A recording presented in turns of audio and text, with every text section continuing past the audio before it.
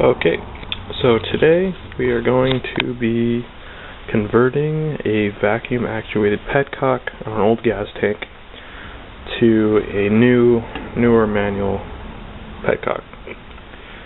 Now, if you're like me, you have an older motorcycle and it has a fuel petcock mount that looks something like that, and it uses a vacuum actuated petcock. This is the original petcock. It came out in 1983 Virago XP500. It still kind of works, however, it leaks like hell, which means it's basically useless because they do not make gaskets for these anymore. They are not rebuildable. See, that's just leaking out of the pipe because I left it on prime. So, what do you need for this? You need an adapter plate. I specifically needed a 50mm adapter plate because these mounting bolts are 50mm apart. Any new petcock. This is a 3/8 NPT thread, so when you buy your adapter plate, you need to make sure that the insertion thread is the same as the petcock. The first main step we need to do is we need to make sure that the petcock has room to go in, because as you can see, it will not fit. So what you should do first, and as the instructions from Pingle recommend, is you take your gasket, your gasket that goes to the plate, and you hold it up like this.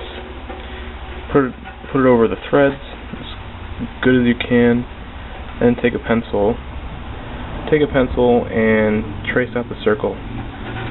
Now, there's about two ways you can go about doing this. You can either drill it with a huge ass drill, or you can file it, and I would recommend filing because drilling is probably going to leave a lot more crap inside your gas tank, and you're probably going to have to clean that out.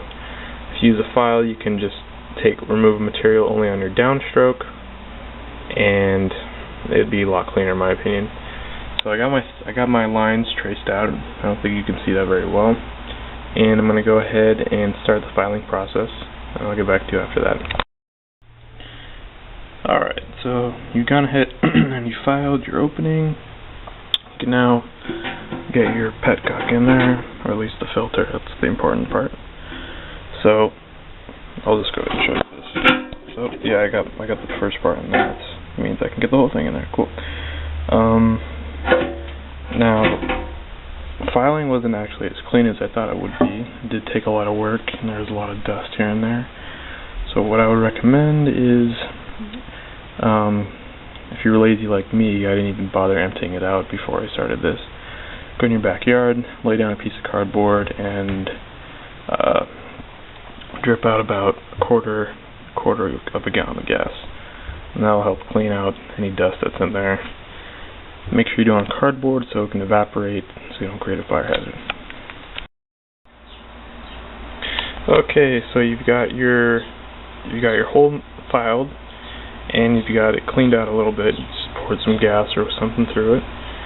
The next thing you should probably do is work on getting the surface cleaned up.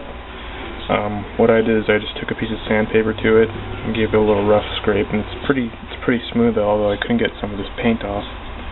That's okay, it just has to be smooth. The next part is the fun part. This is where you're going to actually attach it. And you're going to need a few more things for this. You're going to need your pieces. So you're going to need your main gasket for your adapter plate. You're going to need the screws for the adapter plate. Here's your adapter plate. One more thing you're going to need is you're going to need Teflon tape. This is pretty important because it basically guarantees you're not going to get any leaks. And the instructions for Pingle, they say to wrap it at least 4 times. That might be a little bit too much. I would say 2, maybe 3 times is enough. Pingle, they also come with these brass washers. I'll probably use those as well. And yeah, you're basically almost near the end, so we'll go ahead and do it. Alright, so I got my adapter plate on. Next thing I'm going to do is attach my new petcock. Definitely want to make sure you do the Teflon tape, because it'll prevent leaks. I would definitely recommend against using thread sealant, as it can get into your gas. You don't want thread sealant crap in your gas tank. So definitely use Teflon tape, don't use thread sealant for this. So yeah, I'm going to go ahead and do that. Alright, so you got your petcock finished here. You got everything nice and snug. So basically done with the first part. There's one more thing you could do, and if you could, 1 second please.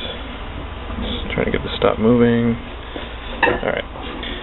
One thing you could do is you could go ahead and you could take off the front plate to your petcock here, and underneath there'll be a circular gasket, a rubber gasket. Go ahead and dab your finger in some motor oil, rub it on that gasket, and then put the plate back on.